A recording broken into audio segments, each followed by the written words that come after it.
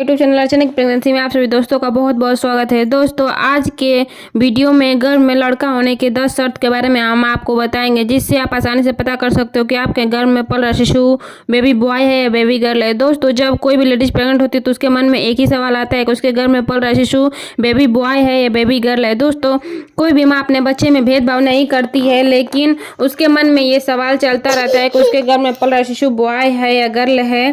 तो दोस्तों आज मैं वीडियो में बड़े बुजुर्ग की बात और अपना पर्सनल एक्सपीरियंस दूंगी, जिससे आप पता कर सकते हो कि आपके घर में पल रहा शिशु बॉय है गर्ल है। दोस्तों चलिए ज़्यादा देर न करते हुए वीडियो की तरफ चलते हैं और बात करते हैं। दोस्तों पहला और सबसे सटीक लक्षण के बारे में बात करते हैं, जिससे आप आसानी से पता कर सकते हो कि आपके घर में जो शिशु पल रहा है वो बेबी बॉय आपके घर आने वाला है या बेबी गर्ल आपके घर आने वाली है।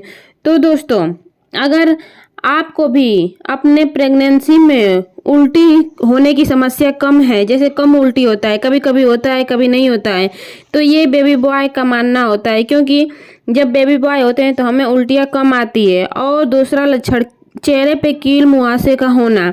अगर आपके भी चेहरे पे कील मुहासे हो रहे हैं तो ये बेबी बॉय होने का दूसरा लक्षण है। और दोस्तों तीसरे लक्षण के बारे में बात किया जाए तो पेट का आकार और लंबाई।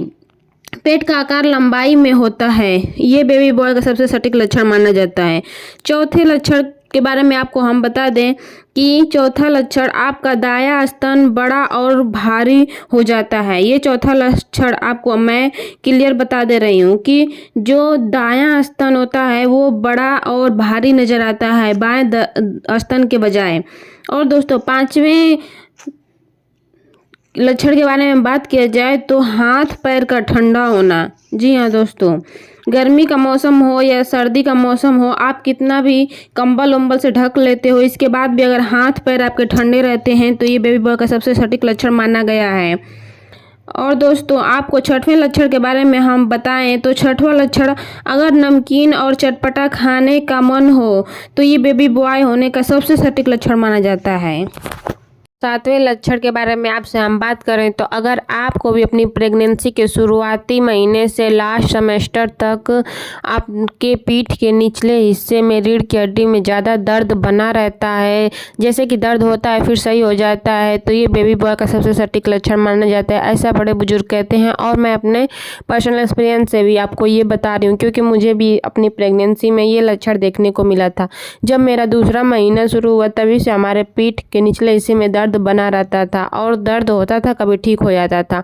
तो अगर आपको भी ऐसा लग रहा है तो ये भी बेबी बॉय का सटीक लक्षण माना जाता है। और दोस्तों सातवें के बाद आठवें लक्षण के बारे में अगर बात करें तो अगर आपको भी सुबह सुबह वॉमिटिंग थिकनेस जैसे लगती, जैसे आप ब्रश करने जाते हो तब आपको उल्टी मछली जैसे होती है, तो आप भी समझ जाओ कि आपको ये बेबी बॉय का सटीक लक्षण है। क्योंकि जब बेबी गर्ल कंसीव होती है तो हमें दोपहर का खाना खाने के बाद उल्टी जैसा होता है, और वहीं जब बेबी बॉय कंसीव होता है तो हम लोग को सुबह सुबह ब्रश करने के लिए जब उठते हैं तभी उल्टी जैसा होता है।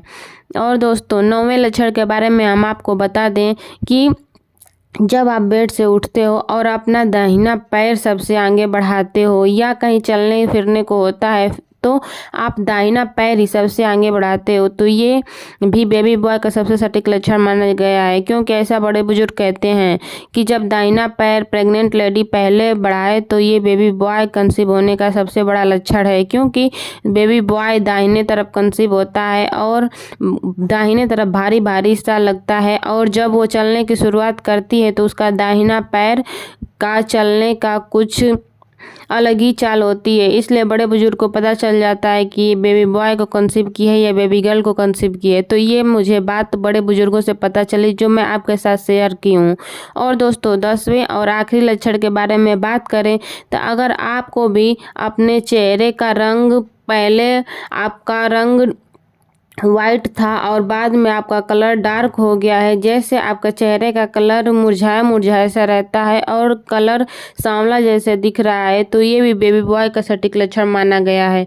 क्योंकि दोस्तों कई लोग का मानना है कि बेबी गर्ल जब कंसीव होती है तो हमारे चेहरे का रूप रंग निखर जाता है और हमारा रंग सांवला नहीं गोरा दिखने लगता है, और वहीं पे जब हम लोग बेबी बॉय को कंसीव करते हैं तो हमारे चेहरे का रंग उतर जाता है और हमारा रंग पूरा सांवला पड़ जाता है। तो अगर आपको भी अपनी प्रेगनेंसी में कलर ऐसे डार्क हो गया है तो ये बेबी बॉय का सबसे सटीक लक्षण माना जाता है।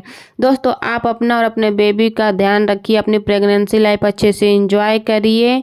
भगवान कुछ भी दे, वो तो 9th मंथ प्रेगनेंसी के बाद ही करेक्ट पता चलता है कि बेबी बॉय है या बेबी गर्ल है। वैसे सबके जो प्रेगनेंसी के सिम्टम होते हैं अलग अलग होते हैं, सबकी बॉडी